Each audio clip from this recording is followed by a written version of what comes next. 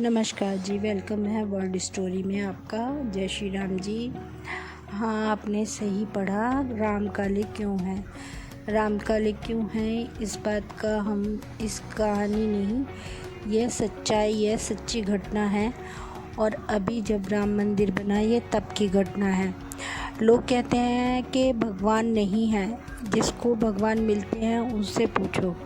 जो पूजा पाठ करते हैं, आस्था पे विश्वास करते हैं, जो अच्छे कामों पे विश्वास करते हैं, जो सच्चाई का रास्ता पकड़ के साथ चलते हैं, उन्हें भगवान दिखते भी हैं, मानते भी हैं, सुनते भी हैं और आंसर भी देते हैं, उनकी बातों का जवाब भी देते हैं। ऐसे होते हैं हमारे भगवान। और ये बात उस समय की है जब योगी मोदी जी ने अयोध्या मंदिर बनाने का फैसला किया। और यह एक विकलांग बिटिया की कहानी है, जो विकलांग है, चल नहीं सकती, पर उसने पूजा पाठ, भगवान का नाम, भजन, ये सब तो करती रहती है वो। तो हम आते हैं टॉपिक पे कि जब मंदिर बन रहा था उस टाइम पर योगी मोदी जी ने बहुत सहयोग किया और बहुत सारी आलोचनाएं चलती रही, बहुत सारी बातें बनती रही, जाति का मुद्दा उठता रहा। और ये जो जाति का मुद्दा उठाते हैं, ये गलत है, ऐसा नहीं करना चाहिए। योगी मोदी जी बहुत ही अच्छा कर रहे हैं सभी के लिए। तो चलो आते हैं अपने कहानी पर। कहानी नहीं है, ये सच्चाई है।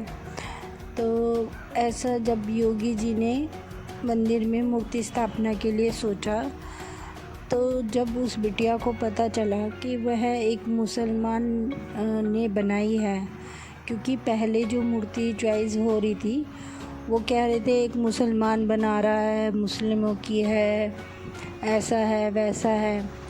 तो उस बिटिया ने जो ना तुरंत ही भगवान से क्वेश्चन किया, भगवान जी ये क्या है, आप एक मुसलमान के हाथों का कैसे आप कर सकते हैं। यह एक हिंदू मुस्लिम की बात नहीं है, अच्छाई और अच्छे विचारों की और बुरे विचारों की बात है। तो उस बिटिया को लगा कि जो मतलब मांस खाने वाले हैं, आप उनके हाथों से कैसे मतलब बन सकते हो, कैसे आपका चित्रण हो सकता है। तो इस चीज़ को वह सोचती रही 2 दिन तक और प्रभु राम जी से जवाब भी मांग रही थी। जवाब नहीं, मतलब सोच रही थी। पर 2 दिन बाद ही पता चला कि वो जो मूर्ति सिलेक्ट हुई है योगी जी के द्वारा, वह हुई है जो हिंदू ने किसी ने करी है, किसी और ने बनाई है, हिंदू ने बनाई है। तब वह लड़की चहक गई और बोली, जय श्री राम। और रामचंद्र जी, जब आप इतना मेरा बात सुनते हो तो मुझे ये भी बताओ, मुझे बताओ और मैं हट करके आपसे पूछूंगी, चाहे कुछ भी हो जाए। मुझे ये बताओ कि आपने काला रंग क्यों चुना, काला रंग क्यों चुना आपने। माना कन्हैया जी का काला रंग है और वो बहुत सुंदर हैं, सांवल के मुरली रखी हुई होठों पर, बहुत ही सुंदर रखते हैं वो। मतलब आपने ये काला रंग क्यों चुना, आपको ये क्यों लगा कि आप इस रंग में आए। तो श्री रामचंद्र जी तो खुद आ नहीं सकते, लेकिन बेचारे जो भी था, बच्ची ने इतने भाव से पूछा।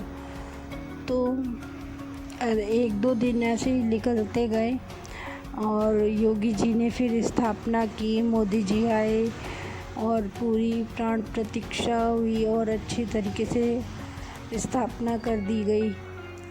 और जो झूठे लोग थे उन्होंने झूठी अफवाहें उड़ाई कि ऐसे नहीं होना चाहिए, मंदिर पूरा बनना चाहिए।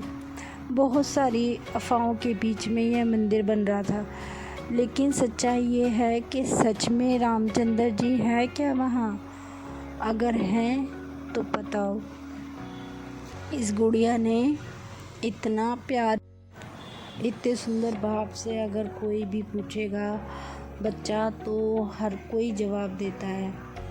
तो इसी तरह से 2 दिन निकले। जब स्थापनाओं की फ़ोटोएँ देख रही थी, लाइव चल रहा था, हवन देखा, बहुत ही आनंद आ रहा था। प्यारी सी बच्ची को वह हर चीज़ को देख रही थी, रामचंद्र जी की मूर्ति को बार बार निहार रही थी। जब उन्हें इतने महंगे गहनों से सजाया गया, इतने प्यारे स्वरूप में उनको देखकर वो कहने लगी, हाँ सुंदर तो लग रहे हो, पर काले क्यों हो ये तो बताओ। इस भाव में उसने पूछा, फ़ोटो में ही जब उसने इस भाव में पूछा था, तो लोग कहते हैं कि ऊंच नीच, जाति पाति, यह सब चीज़ें देखकर अयोध्या मंदिर को वोट दिया जाए या अयोध्या मंदिर के लिए काम करने वाले जो लोग हैं उनका सपोर्ट नहीं करना चाहिए। लेकिन ऐसा नहीं है, रामचंद्र जी सच में वहाँ पर हैं। और उनका जब जवाब आया तो आपके भी रोंगटे खड़े होने वाले हैं। इस तरह से जवाब आया श्री रामचंद्र जी का। और आप अगर सच में सच्चे कभी भाव से राम जी का नाम लिया हो तो कमेंट में रामचंद्र जी का जय श्री राम ज़रूर लिखिएगा, लाइक कीजिएगा, सब्सक्राइब कीजिएगा और शेयर कीजिएगा। तो जब श्री रामचंद्र जी ने उस भक्त की, उस बच्ची की बात सुनी, जब भी सुनी होगी, पता नहीं, सब कहते हैं कि साथ में ही रहते हैं, हमारे अंदर ही है भगवान। और उसको जवाब मिला कि इस तरह से उसे गले से लगाया गया, बहुत ही प्यार से उसको जवाब भी मिला। तो वो रात को सोती है और भगवान जी से पूछती है और सो जाती है। अगले दिन उठने से पहले उसे कुछ हल्का सा सपना याद आता है। कहती है, मम्मा मुझे थोड़ी देर और सोने दो। उसकी मम्मी सोचती है तबीयत शायद ख़राब है, फिर वो सो जाती है। सोती है तो उसको श्री रामचंद्र जी बड़े प्यार से सहला रहे होते हैं और उसको स्पष्ट महसूस हो रहा होता है इस वक्त अपने माथे पर। और वो सोचती है कि उसकी माँ सहला रही है, लेकिन श्री रामचंद्र जी का स्पष्ट था शायद। वो इतना प्यारे भाव से जब श्री रामचंद्र जी को बुलाओ तो वो आते हैं, भगवान आते हैं और भगवान जवाब भी देते हैं। ये मूर्ख लोग हैं जो दूसरे धर्मों को अपना रहे हैं। तो श्री रामचंद्र जी ने उन्हें बहुत ही प्यार से बच्ची को उनके सर पे हाथ फेरा और कहा, मैं काला इसलिए हूँ बिटिया क्योंकि मैं इतने वर्षों तक टेंट में भी तो रहा हूँ ना, इतने वर्षों तक टेंट में रहा हूँ।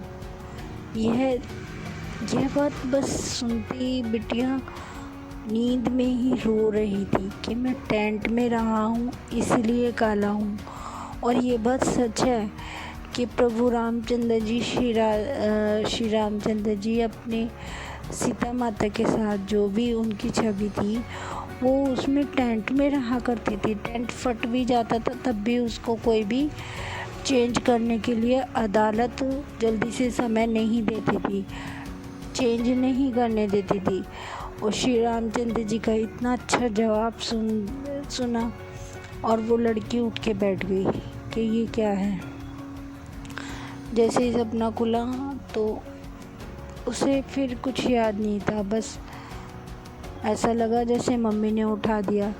फिर उसको दोपहर को थोड़ा लेटने लगी, तब भगवान का नाम याद करते करते जब उसे यह सारा सपना याद आया तब वह चौंक गई और उसने दोबारा श्री रामचंद्र जी का पूरा महल देखा, अयोध्या देखी और उन्हें प्रणाम किया और कहा, सच में ये हिंदू मूर्ख है जो आपको इतने वर्षों तक टेंट में रखा और आज भी हमारे जो देवी देवता हैं वो अपने मंदिरों में आने के लिए तरस रहे हैं और हिंदुओं को एकजुट होकर उन्हें अपनी जगह पे लाना चाहिए, तभी तो यह भगवान हमारी मदद करेंगे। कहते हैं ना कि किसी का साथ बुरा हो रहा है तो भगवान क्यों नहीं साथ देने आते।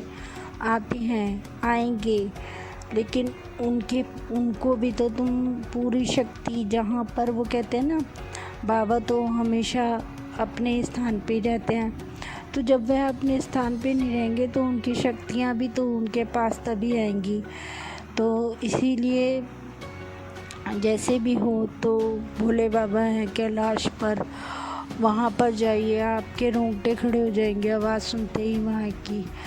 तो बहुत सारे तीर्थ ऐसे हैं, उज्जैन महाकाल है जहाँ के दर्शन करते ही आपके रोंगटे खड़े हो जाएंगे। और वहाँ की जो भस्म आरती है वो बहुत दिल जिनका पक्का होता है वो लोग देख सकते हैं, क्योंकि उनका श्रृंगार इतना बढ़िया बहुत ही सुंदर होता है, बहुत ही सुंदर।